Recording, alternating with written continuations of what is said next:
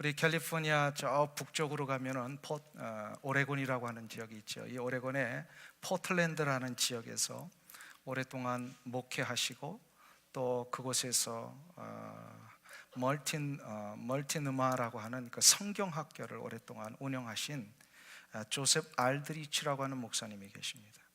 이분이 현재까지도 그분이 쓰신 많은 책들이 미국 교회와 사회에 영향력을 끼치는데, 이분이 특별히 가정사역에 대한 책을 쓰신 유명한 책이 하나 있어요. 그게 바로 내적 아름다움의 비밀이다라는 책을 쓰셨는데, 이 책에서 이 부부 생활에 있어서 가장 중요한 기초가 되는 아주 이야기를 하나 하십니다. 아랍의 속담을 인용을 하셔서 이러한 재밌는 표현을 소개했어요. 이 내용을 전달할 때 혹시 오해는 하지 마세요. 제 이야기가 아니고 아랍의 속담입니다. 아랍에 이런 얘기가 있답니다. 결혼이란 백마탄 왕자가 아름다운 공주와 키스하는 것으로 시작했다가 대머리 된 남자가 식탁에서 뚱보가 된 여자를 맞이하는 것으로 끝을 맺는다. 이런 이제 아랍의 속담입니다. 제가 누군가를 향하여 한 얘기는 아니고요. 이 속담을 인용하면서 조셉 알드리치 목사님이 가정사역을 할 때 아주 주안점을 뒀던 아주 중요한 포인트가 있어요. 그게 바로 뭐냐면 결혼식과 결혼 생활은 너무나도 다른 것이다라는 겁니다. 근데 많은 사람들이, 특별히 요즘 시대의 젊은 부부들이 결혼식과 결혼 생활을 잘 구별을 못하고 꿈을 꾸면서 결혼을 앞둔 젊은이들이 일생에 한 번뿐인 이 결혼식, 한국으로 말하면 한 30분 만에 끝나는 결혼식, 미국에서는 뭐 한 3시간에 끝나는 이 결혼식을 위하여 수많은 돈을 들이고 많은 시간을 투자를 하지만 실제로 그 이후에 있을 수십 년간의 결혼 생활을 위해서는 그렇게 준비하는 게 소홀하다라는 거예요. 그 결혼식은 준비를 하는데 결혼 생활을 준비를 못하니까 어떤 일이 일어납니까? 결혼한 이후에 얼마 되지 않아서 발견되는 그 새로운 모습들 앞에 막 갈등이 일어나고 고민이 되고, 또 어떨 때는 부딪힘이 있고, 그러다가 결국은 가정의 어려움과 또 헤어짐이 있고, 이런 일들이 미국 사회 안에서 많이 일어나고 있다는 것입니다. 제가 이 이야기를 읽어보면서 참 굉장히 중요한 포인트를 얘기를 하셨다. 결혼식보다 중요한 것이 뭘까요? 결혼 생활입니다. 남자와 여자가 만나서 진정 하나님께서 우리에게 허락하신 부부가 하나 된다라고 하는 의미, 한 몸을 이루며 하나 되어 신비한 연합을 이룬다는 게 과연 그게 무슨 뜻인지를 결혼하기 전에 이거를 미리미리 다 깨닫고 나아가야만 아름다운 신비의 연합의 축복을 이룰 수 있는지, 그래서 가정을 이룰 때에 남편은 아내에게, 아내는 남편에게 마땅히 해야 할 책임과 섬김은 무엇인지, 그리고 서로가 부부로서 살아가는 동안에 갖추며 보여줘야 할 인격과 성품과 예의는 무엇인지, 이런 것들을 잘 생각하고 준비하고 훈련받아야만 결혼 생활이 참으로 아름답고 복되게 이루어질 수 있다는 겁니다. 이거 준비 안 되면요, 한 30일 지나서부터 이제 실망감이 옵니다. 실망감. 다 이게 경험해 보셨잖아요. 그래서 가정은 남편과 아내가 아름다운 만남을 통하여 신비한 연합을 이룰 때에 하나님이 보장하신 축복이 있습니다. 축복이 있어요. 이것을 우리가 알기 위해서는요, 가정이 무엇인지를 알아야 돼요. 가정은 하나님이 우리 가운데 허락하신 최초의 기관입니다. 그리고 최초의, 남자는 남편으로서 여자는 아내로서 서로를 향하여 하나님 앞에서 감당해야 할 사역의 현장이에요. 그래서 가정은 성도가 이 세상에서 제일 먼저 경험하게 되는 교회라고 할 수 있습니다. 교회. 남편과 아내는 가정 밖에서 그 어떤 곳에서보다도 먼저 이 가정 안에서 말과 행동과 삶의 자세와 이 결정들이 교회처럼 해야 되는 거예요. 교회 안에서 옆에 분 보면 다 멋있어 보이죠. 젠틀해 보이죠. 다 나이스해 보이죠. 인정을 안 하시는 것 같은데. 그래요, 안 그래요? 보면 다 거룩하시고 정결해 보이고요, 다 그래요. 근데 요 모습이 그대로 어디에서도 이루어져야 돼요? 가정에서도 이루어져야 된다는 거예요. 근데 가정에 갔더니 교회 가서는 거룩했는데 집에 오자마자 폭군이 돼버리고, 그렇게 애들을 자상하게 막 쓰다듬던 남편이 말이에요, 집에 오자마자 아이들을 향하여 막 소리를 쳐버리고, 이거는 아니란 말이에요. 교회에서 있었던 우리의 모습이 실은 가정에서도 그대로 이루어져야 돼요. 왜요? 교회는 우리 사람들이 이 세상에서 처음으로 경험하는, 가정은 우리 성도들이 처음으로 경험하는 교회이기 때문에 그래요. 교회예요. 그래서 오늘부터 시작을 해서요, 이 가정을 하나님이 기뻐하시는 가정대로 이루기 위해서는 어떻게 되냐, 이거를 이제 오늘부터 5월 마지막 주까지요 5번에 걸쳐서 하나님이 기뻐하시는 가정은 무엇인지 시리즈로 하는데, 오늘은 그 가정 안에서 하나님이 기뻐하시는 부부, 그리고 다음 어린이 주일에는 하나님이 기뻐하시는 자녀 교육은 무엇인가, 그리고 그 다음 어버이 주일에는 하나님이 기뻐하시는 부모 공경은 무엇인가, 그리고 그 다음에는요 하나님이 기뻐하시는 결혼은 어떻게 될 것인가. 션이 요거를 듣고 결혼을 하면은 그래도 뭐 틀림없이 두 사람 결혼했을 거예요. 그래서 우리 자녀들이 결혼의 정년기를 앞에 놓고 있을 때에 이런 어떤 준비를 잘 시키신다면 아마 복된 결혼을 이룰 수 있으리라고 믿고요, 맨 마지막 주에는 우리를 포함해서 우리의 자녀들이 이 세상에서 사회생활을 어떻게 해야 될 것인지, 이 5가지의 주제를 가지고 한번 나눠보려고 합니다. 오늘은 그 첫 번째 시간으로 하나님이 기뻐하시는 부부는 어떤 것이냐.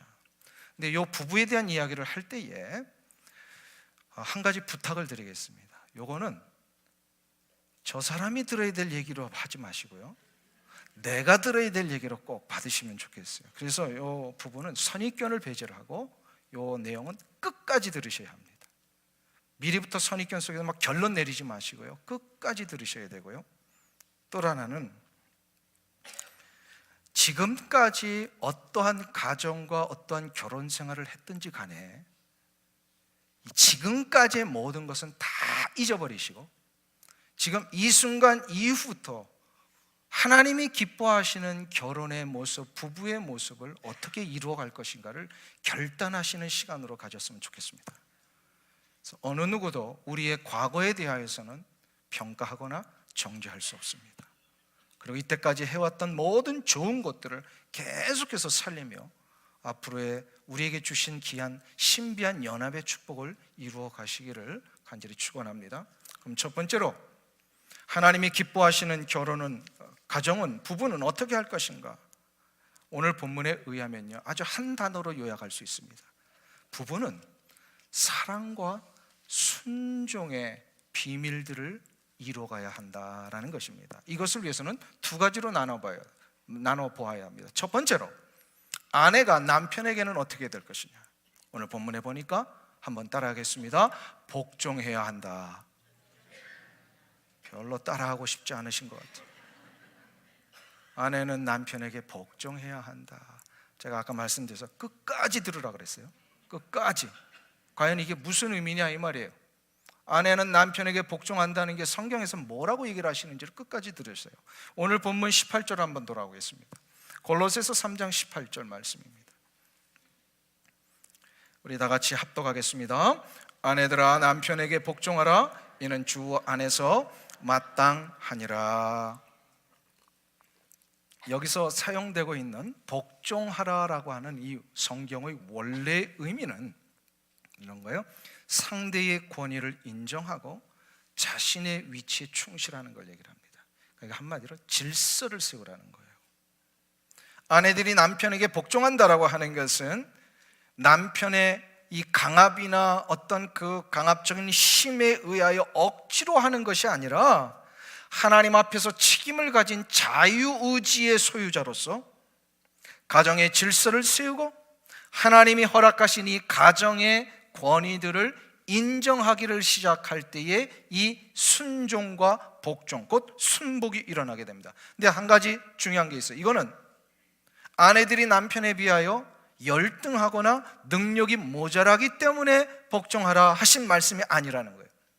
이 말씀은 질서와 권위를 세우라는 겁니다. 질서와 권위의 문제를 우리가 알기 위해서는 창세기 2장으로 돌아가야 합니다.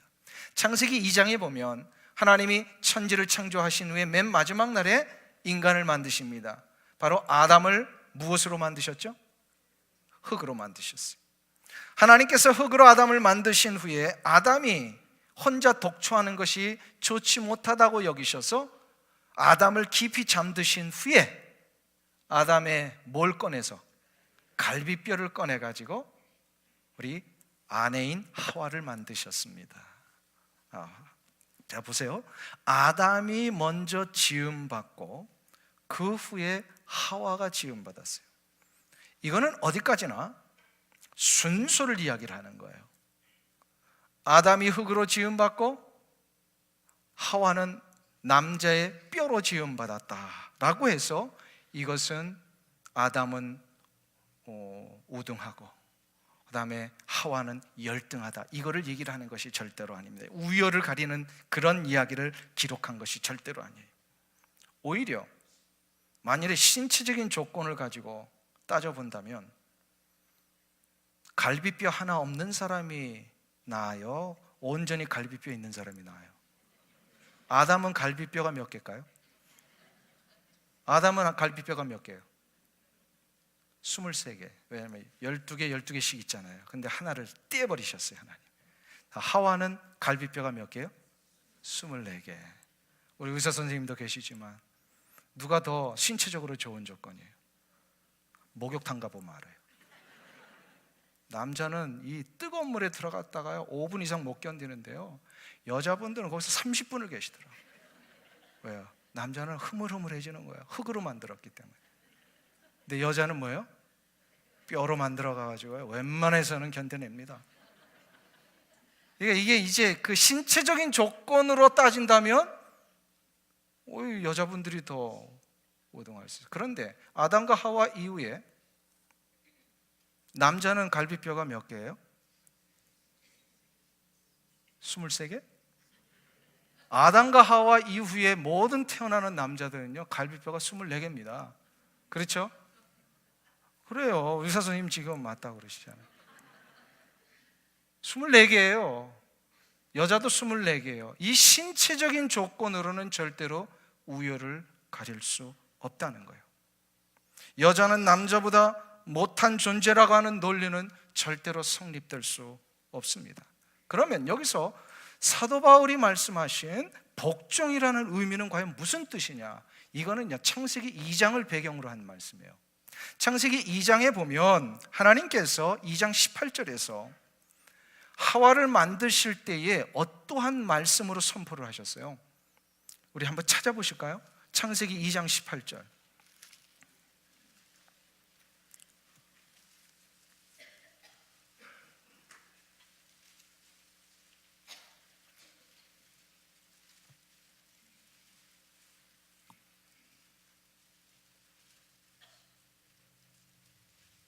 창세기 2장 18절 우리 찾으셨으면 합독하겠습니다. 여호와 하나님이 가라사대 사람의 독초하는 것이 좋지 못하니 내가 그를 위하여 돕는 배필을 지으리라 하시니라. 자 보세요.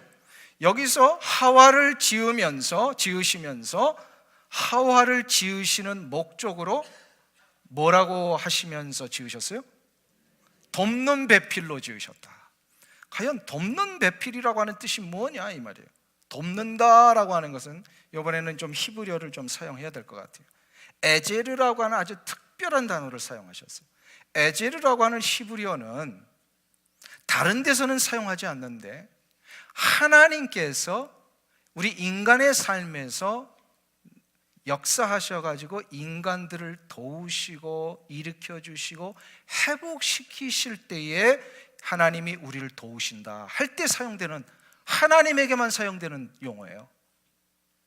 그래서 요 에제르라는 단어는 다른 용도에서는 쓰이지 않았는데 유독 요 본문에서만 하나님이 하와를 지으시면서 하와로 하여금 남편을 돕는 배필로 만드시려고 할 때에, 돕는 자로서 하실 때에 이때 에제르라는 단어를 썼어요. 이게 무슨 얘기예요? 즉 돕는 아내의 역할이라고 하는 것이 열등하거나 모자라서 돕는 게 아니라는 거예요. 아내가 남편을 돕는 것은요, 하나님이 하실 역할을 대신하게 하시는 거예요. 하나님이 하실 역할을 대신하는 것. 그러니까 하나님이 남편을 바르게 세워서 하나님의 원하시는 가장으로서 역할을 하게 하시려는데 그 일을 대신 누구로 하여금 하게 하시는 거예요? 아내를 통하여 하시는 거예요. 할렐루야. 그러니까 돕는 자가 도움을 받는 자보다 부족하거나 열등한 적은 한 번도 없습니다. 이해가 되세요?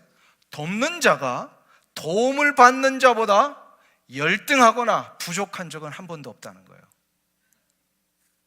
이 부분에 대하여서 한국에서 지금도 활동을 많이 하시는 창조과학자 김명현 교수님이라는 분이 계세요.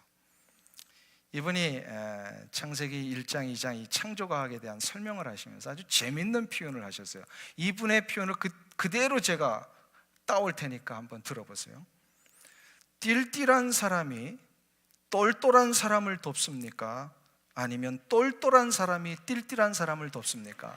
이 이야기를 하시더라고요. 누가 누구를 도와요? 똘똘한 사람이. 그렇다고 뭐 남편이 띨띨한 건 아니고요. 그만큼 돕는 자가 도움을 받는 자보다 부족한 게 아니라는 거예요. 오히려 더 성숙하고 더 갖추어져 있어야만 도울 수가 있다는 거죠.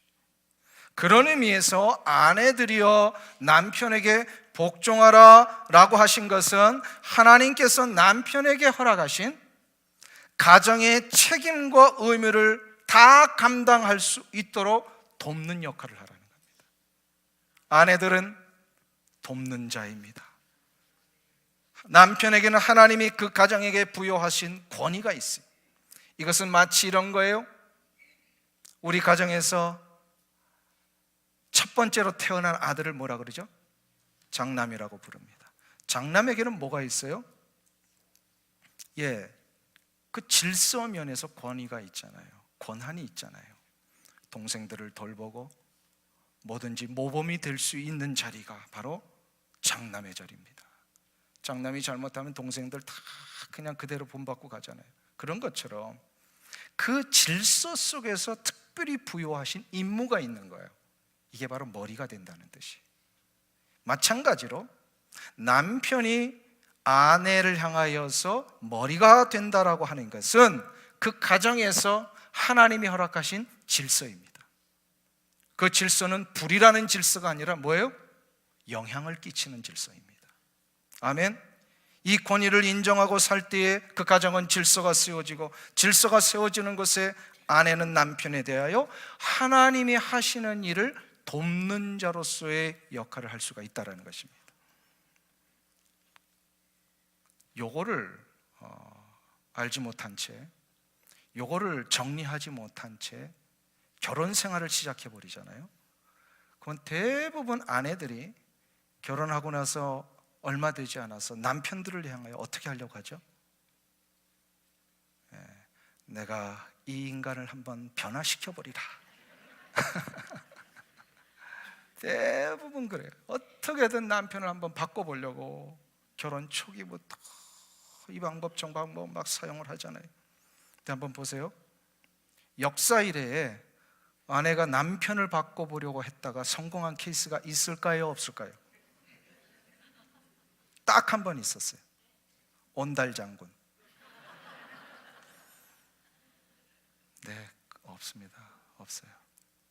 왜? 우리 창조의 질서가 그게 아니라는 거예요. 창조의 질서가 그게 아니에요. 남편은 그렇게 바뀌어지는 게 아니라는 거예요. 남편은 아내가 하나님의 역할을 대신하며 돕기를 시작할 때 변화됩니다. 그래서 한번 보세요. 예수 안 믿는 남편한테 맨날 교회 가자고 잔소리하면 그 남편 교회 가요 안 가요? 어쩌다가 그래도 부활절날 그래도 한번 교회 가려고 마음 먹었다가 오늘은 교회 가야지 하면 기분 나빠서 안 나가는 거예요. 남자들이 다 그런 거예요. 속성상 뭘 이렇게 강압적으로 하려고 그러면 안 된단 말이에요. 빌리 그레이엄 목사님의 그 아내이신 루스 그레이엄 사모님, 이제 두 분 다 돌아가셨습니다만, 이 루스 그레이엄 사모님과 이 빌리 그레이엄 목사님 사이에 아주 유명한 일화가 하나 있어요. 루스 그레이엄 사모님은 항상 늘 두 분의 부부 관계가 좋은 것 때문에 많은 사람들이 부러워하고, 그래서 어떻게 그 비결이 뭡니까? 이렇게 얘기를 했는데, 여기에 대해서 대답을 하셨어요. 내 남편을 변화시키는 것은 하나님이 하실 일이고, 내가 할 일은 그를 사랑하는 것입니다. 그래서 사랑한다라고 하는 건 뭐예요? 사랑의 마음으로 도우면서 하나님이 하시는 그 일들을 대신하는 자의 마음으로 섬길 때에 부부에게는요, 놀라운 신비의 연합이 시작이 된다는 거예요. 연합의 신비가 일어나요. 얼마나 이게 지혜로운 말씀이고 말씀을 그대로 삶에서 적용하셨는지 몰라요. 믿음이 약한 남편들을 두신, 혹은 예수를 안 믿는 남편을 두신 아내들이 계시다면요, 부탁드립니다. 예수 믿지 않는 것, 혹은 교회 나가지 않는 것 때문에 남편을 구박하시면 안 돼요. 그걸 구박하시면 안 돼요. 왜 교회 안 가느냐고 자꾸 그냥 바가지를 긁으면 안 돼요. 그 잔소리 가지고는 절대로 남편이 교회 나간다 안 나간다? 안 나가요. 전도는 예수 안 믿는 남편을 향하여 그렇게 하는 게 아니에요. 남자는 결코 잔소리로 변화되지 않습니다. 이게 제 말일까요? 아니, 사도 베드로께서 말씀하신 거예요. 이거 사도 베드로께서요, 베드로전서 3장 1절에서 이 부분을 정확하게 얘기를 하셨어요. 한번 보실까요? 못 믿겠다는 표정들이 주셔서 가지고 제가 성경의 근거를 대야 될 것 같아요. 베드로전서 3장 1절 말씀을 보세요. 379페이지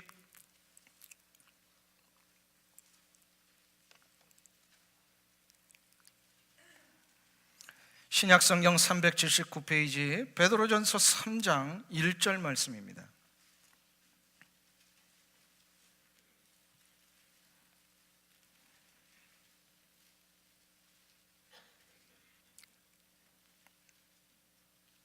우리 다 같이 찾으셨으면 합독하겠습니다.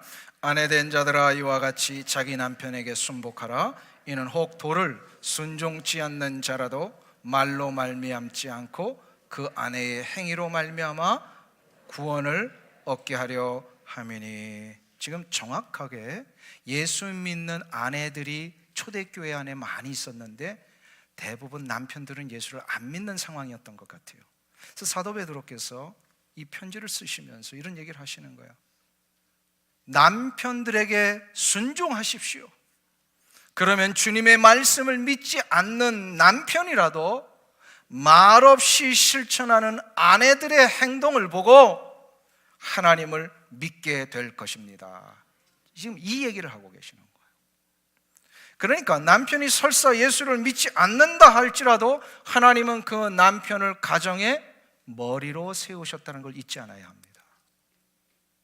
예수 믿지 않는 남편도 가정의 머리입니다. 이거는 창조 질서예요. 여러분의 그래서 역할은 남편의 질서를 존중해 주는 것입니다. 그리고 남편에게 기꺼이 돕는 자로서, 순복하는 자로서 나아가는 것입니다. 그때에 하나님은 여러분의 가정에 여러분의 하나님을 대신하여 섬기는 이 일을 통하여 신비한 연합을 이루게 하시고 그 연합 속에 허락하신 은총을 남편과 아내가 누리도록 인도해 주실 것입니다. 이게 바로 아내들이 해야 할 순종의 비밀이에요. 자, 그러면 남편들은 그럼 어떻게 됩니까? 설교를 여기까지만 마치면 굉장히 아내들은 섭섭하실까 봐 성경은 분명히 아내의 역할과 남편의 역할을 구별해서 얘기를 하십니다. 그럼 남편들은 아내에게 어떻게 해야 되느냐 이 말이에요. 오늘 본문에 보니까 남편들은 아내에 대하여 자신을 내어주기까지 사랑해야 된다, 이렇게 얘기를 합니다. 한번 따라 하실까요? 남편들은 아내를 자신을 내어주기까지 사랑해야 한다. 오늘 본문 골로새서로 다시 한번 돌아오셨어요. 3장 19절을 보겠습니다. 골로새서 3장 19절 우리 다 같이 합독하겠습니다. 남편들아 아내를 사랑하며 괴롭게 하지 말라. 아멘. 남편들은 어떻게 하라고요? 아내를 사랑하고 괴롭게 하지 말라. 이 대목에서 일부 예배 때 아멘이 얼마나 많이 나왔는지 몰라요. 제발 남편들은 아내를 괴롭게 하지 않아야 돼요. 힘들게 하지 않아야 돼요. 사랑을 하며 괴롭게 하지 않아야 된다. 근데 이것에 대하여 사도 바울이 에베소서에서는 조금 더 부연 설명을 했어요. 이걸 어떻게 해야 되는 거냐 이 말이에요. 에베소서 5장에 가보면은요, 사도 바울은 25절에서 아주 중요한 말씀을 아주 부연했습니다. 에베소서 5장 25절을 한번 보세요. 골로새서 조금 앞으로 가시면 됩니다. 315페이지. 에베소서 5장 25절 말씀을 우리 다 같이 합독하겠습니다. 남편들아 아내 사랑하기를 그리스도께서 교회를 사랑하시고 위하여 자신을 주신같이 하라. 여기서 아주 중요한 말씀을 하셨죠. 남편이 질서상의 먼저가 된다라고 하는 이것은 아내에 대하여 우월감이나 특권을 가지고 있는 것이 아니다라는 거예요.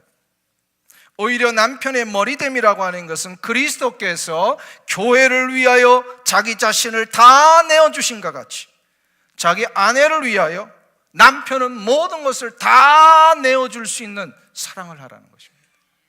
자기 자신을 다 내어주는 사랑이라고 하는 것은 이게 무슨 사랑이에요? 죽는 사랑입니다. 죽기까지 자기 자신을 다 내어주는 사랑.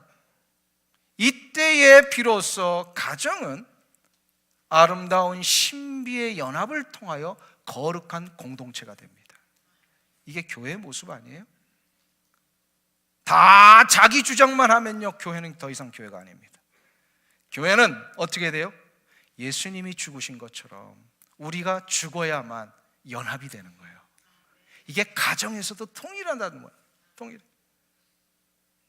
그래서 남편들은 아내에 대하여서 그냥 일방적으로 복종을 요청하는 것이 아니라 남편이 먼저 아내를 향하여 어떻게 해야 되는 거예요? 죽을 때. 주님이 교회를 향하여 하신 사랑이 먼저입니까? 교회가 주님을 위한 희생이 먼저입니까? 주님이 교회를 향하신 게 먼저예요. 굉장히 중요한 부분이에요. 남편이 아내를 향하여 죽는 사랑을 할 때에 비로소 아내는 돕는 자의 역할을 할 수 있는 겁니다. 여기서 사랑하다라고 하는 단어를요, 헬라어로요, 아주 중요한 단어에서 아가파오라고 하는 단어를 썼어요. 헬라어에는 사랑에 대한 단어가 4가지가 있죠. 남녀 간의 에로스적인 사랑, 또 친구 간의 필리아적인 사랑, 또 이웃을 향한 이 긍휼과 연민의 스톨게적인 사랑, 그리고 하나님이 인간을 향하여 한없이 모든 것을 내어주시고 죽기까지 하신 그 사랑. 근데 오늘 본문에서 특별히 골로새서 3장 19절에서 남편들이여 아내를 사랑하며 괴롭게 하지 마십시오 라고 했을 때 이 사랑이라고 하는 단어는 아가페적인 사랑을 얘기를 했어요. 무슨 얘기예요? 아내를 향하여 죽는 사랑을 하십시오, 그 얘기예요. 왜 남편들이 아멘을 안 하세요? 어떻게 사랑하라고요?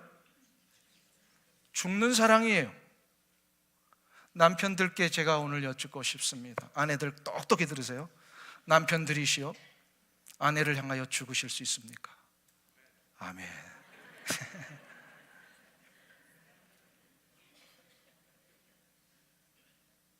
남편은 아내를 위하여 죽을 수 있어야만 그게 진짜 사랑이라는 거예요. 그게 진짜 사랑이에요. 진짜 죽을 수 있다는 사랑을 하는 분들은요, 나타나는 증거들이 있어요. 육체의 목숨을 내놓는 것까지도 분명히 하실 분들은요, 처음에 뭘 하냐면요, 자기 성격을 죽입니다. 그리고 자기의 말투를 죽입니다. 자기의 거친 행동들 다 죽입니다. 그리고 자기가 가지고 있었던 그 알량한 자존심도 다 죽여요. 이것이 죽어야만 진짜 아내를 향하여 죽는 사랑을 시작할 수 있어요. 헬리나 오웬 박사님께서요, 여러 책을 많이 쓰셨잖아요.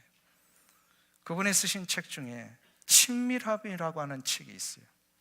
이 책은 남편과 아내에 대한 이야기를 다루고 있는데요, 여기서 남편의 아내에 대한 사랑은 반드시 세 가지의 특성이 있어야 된다, 이렇게 얘기를 합니다. 첫 번째로는요, 진실함이 있어야 된다는 거예요.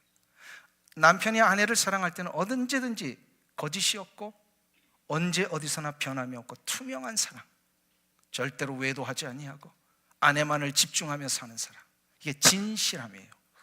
그리고 두 번째 사랑이라는 것은 부드러움입니다. 진짜 아내를 사랑한다면 맨날 아내를 향하여 막 거친 말만 하고 막 함부로 소리나 지르고 이런 게 아니란 말이에요. 연약한, 깨어질 수밖에 없는 연약한 그리처럼 여기면서 어떻게 해야 돼요? 부드럽게. 맨날 남의 여자한테만 부드럽게 하지 말고 진짜로 자기 아내에게 부드럽게 해야 되잖아요. 집에서 잘해야 되는 게 그 진짜 잘하는 거예요. 아내를 향하여 부드럽게, 말도 점잖하게, 젠틀하게. 우리 남편은 젠틀맨이에요, 이런 얘기 한번 나와야 되지 않겠어요? 이건 남자들이 아멘을 해야 되는데 다 여자분들만 아멘을 하시네. 이게 이제 부드러움의 사랑. 마지막 더 중요한 사랑이 있어요. 무장해제의 사랑입니다. 사랑이라고 하는 것은 특별히 남편이 아내 앞에서요, 모든 것을 다 버리는 겁니다.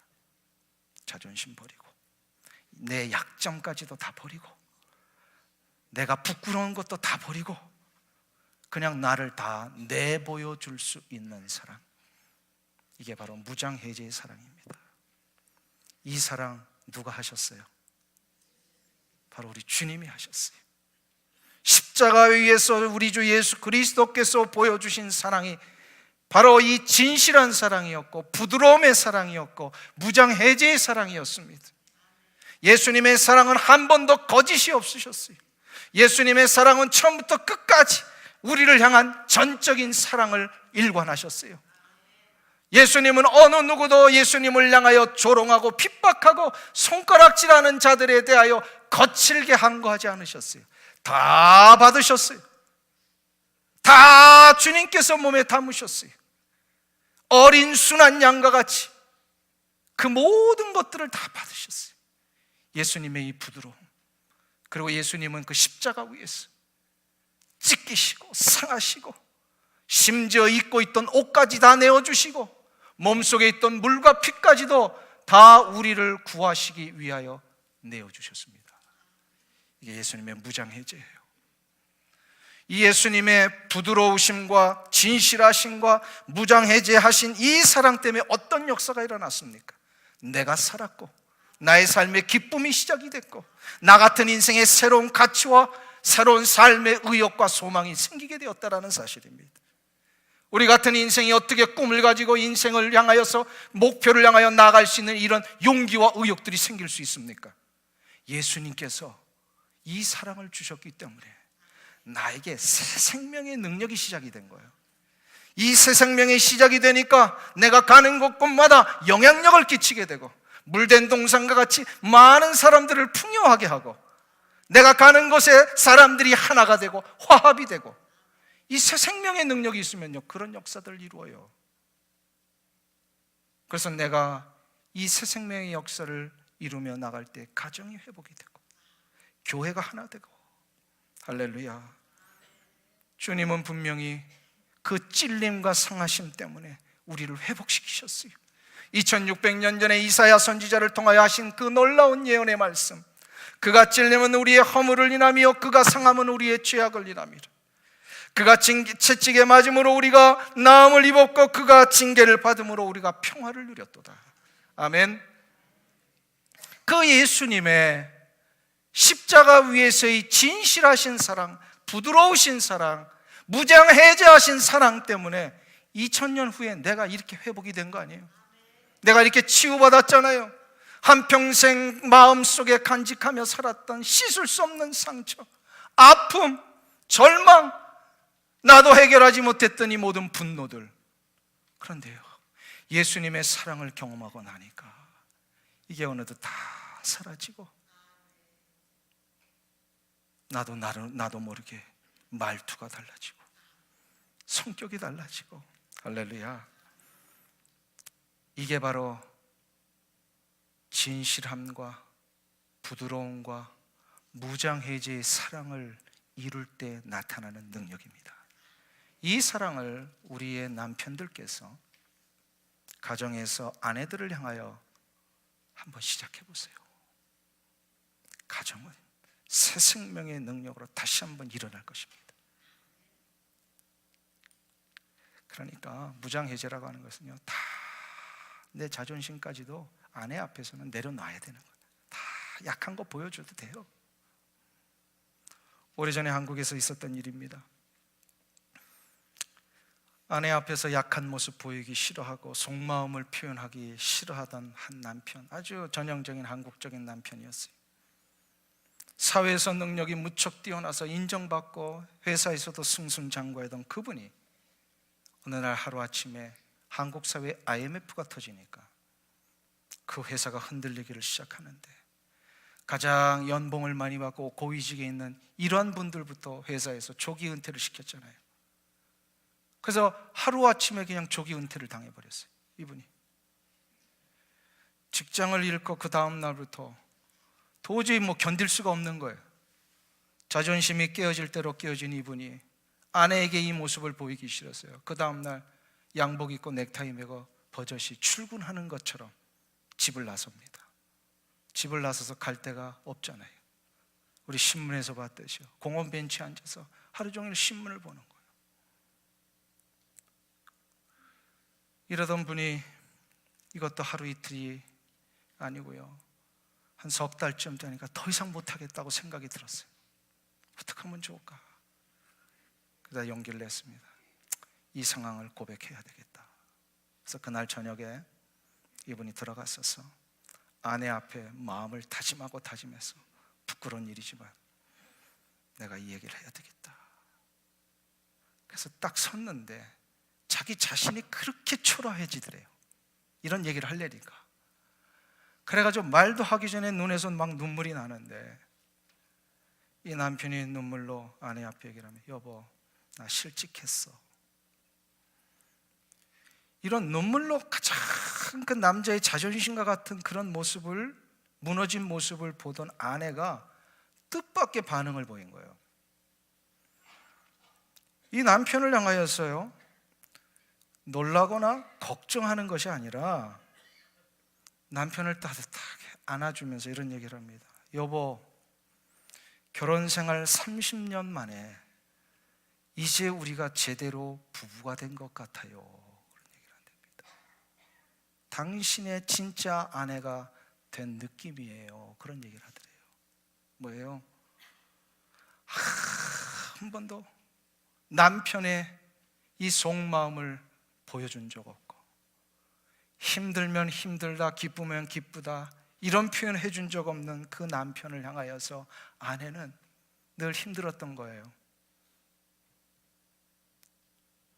진정으로 그 아내가 힘들었던 것, 바로 남편이 아내로서, 아내는 남편으로서 진정한 신비한 연합을 이루는 것을 기대를 했었는데, 그래서 나중에 이 남편이 간증을 이렇게 합니다.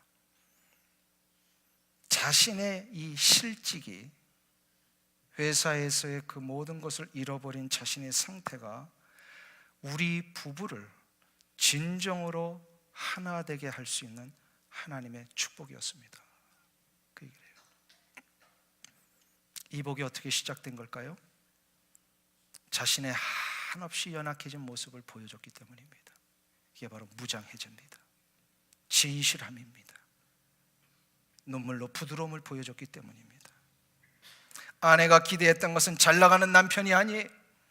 아내가 기대하는 것은 멋진 사회적인 명성을 얻는 게 아니에요. 아내가 기대하는 것은 높은 부와 권력 속에서 떵떵거리며 소리치는 것이 아니라는 거예요. 진짜 아내가 기대하는 것은 진실함, 부드러움, 무장해제입니다. 사랑하는 성도님 여러분,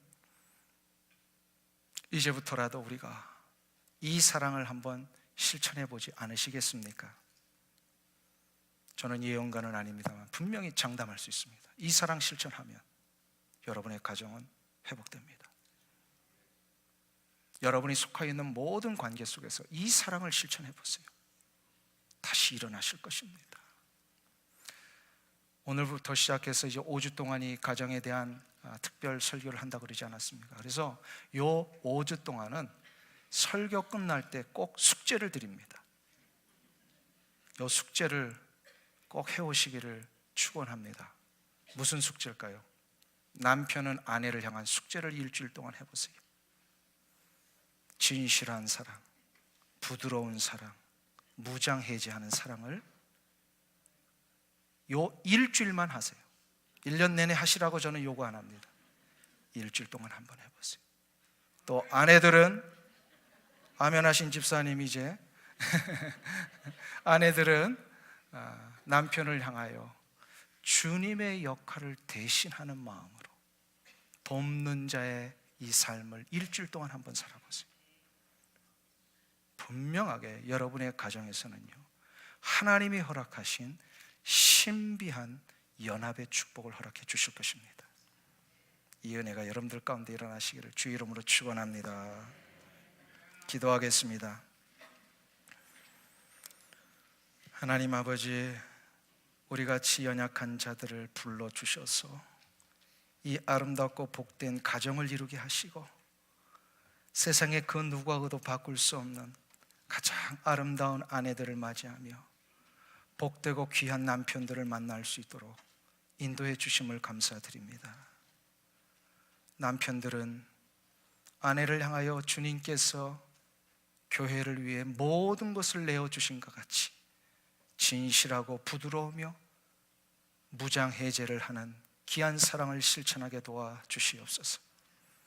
아내들은 남편을 향하여서 교회가 주님을 위해 헌신하며 수고했듯이 하나님의 거룩하신 일을 대신하는 마음으로 돕는 배필로서의 귀한 역할을 감당하며 그리하여 남편과 아내가 하나 되어 신비한 연합을 이루며 신비한 연합 속에 보장된 놀라운 하나님의 은총과 축복의 역사를 누리며 살아가게 하여 주시옵소서.